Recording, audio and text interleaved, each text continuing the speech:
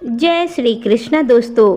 श्री कृष्ण जी कहते हैं कि रिश्ते जीवन की सबसे सुंदर और अनमोल धरोहर होते हैं।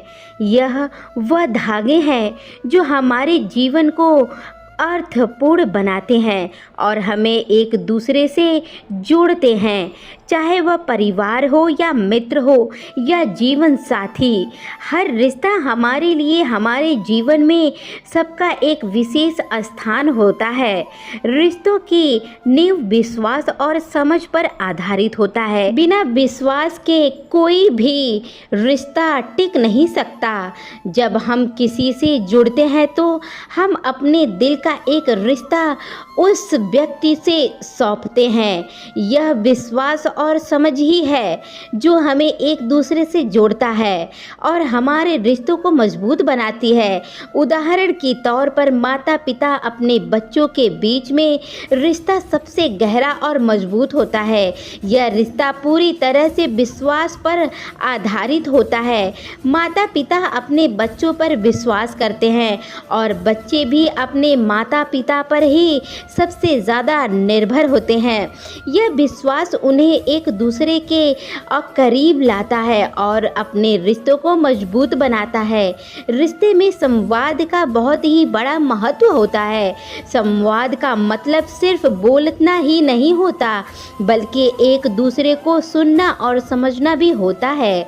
जब हम किसी रिश्ते के संवाद करते हैं तो हम अपने विचार, भावनाओं और इच्छाओं को साझा करते हैं। यह संवाद हमें एक दूसरे को बेहतर समझने में मदद करता है और रिश्ते को भी और गहरा बनाता है।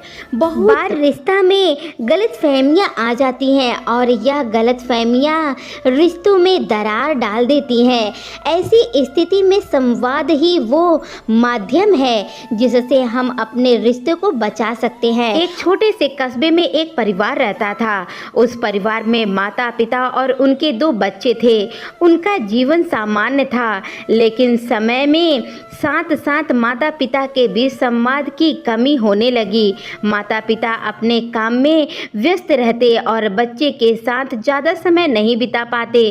धीरे धीरे परिवार में सभी सदस्य एक दूसरे से दूर होने लगे क्योंकि उनके बीच बातचीत कम हो गई थी।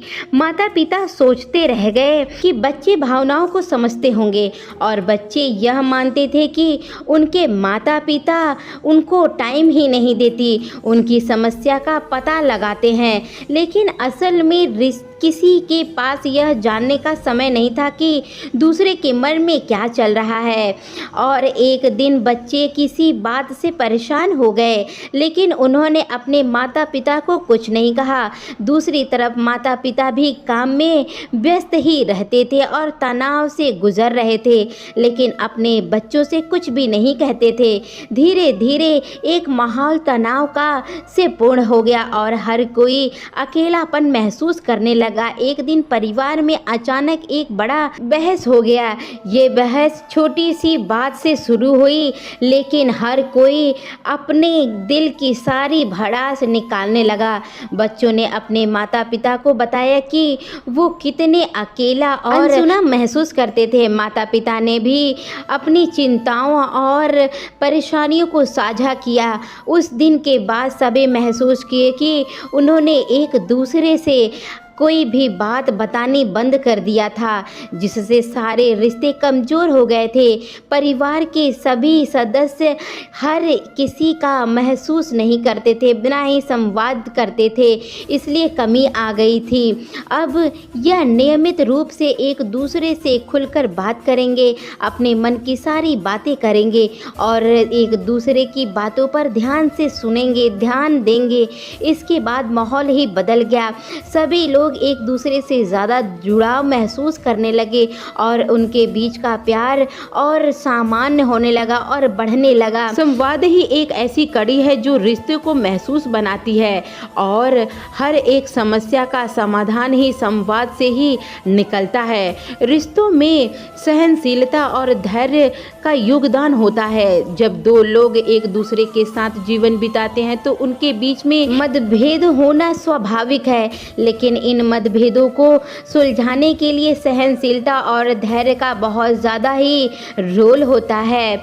जब हम किसी रिश्ते में सहनशीलता दिखाते हैं तो एक दूसरे व्यक्ति को कमजोरियां और उनकी कमियों को समझते हैं और उन्हें स्वीकार करते हैं। यह स्वीकृति ही रिश्ते को मजबूत बनाती है।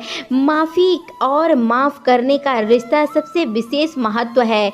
कोई भी रिश्ता पूर्ण नहीं होता, हर रिश्ते में गलती और गलतफहमियों की गुंजाइश होती है। ऐसी स्थिति में माफ़ी मांगना ही और माफ़ करना ही हमारा समाधान होता है, जिससे हम अपने रिश्तों को बचा सकते हैं।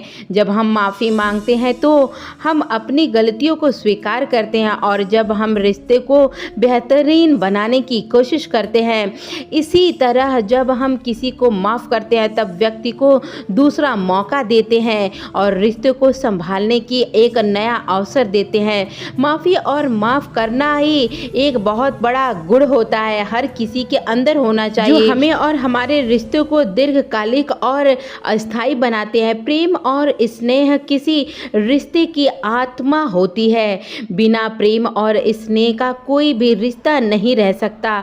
हम किसी से प्रेम करते हैं तो हम उस व्यक्ति को खुशियाँ और खुशियों बांटते हैं। यह प्रेम ही तो है जो हम एक दूसरे से जोड़ते हैं।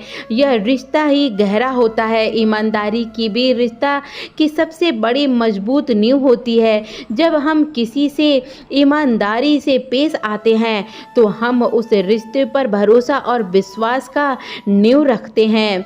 ईमानदारी न सिर्फ हमारे रिश्ते को मजबूत बनाती है बल्कि हमारे रिश्ते को दीर्घ आयु भी देती है। तो दोस्तों, आशा है कि आपको ये वीडियो अच्छा लगा होगा। अगर वीडियो अच्छा लगा है तो वीडियो को एक लाइक करके चैनल को सब्सक्राइब तुरंत ही कर लीजिए। जय श्री कृष्णा।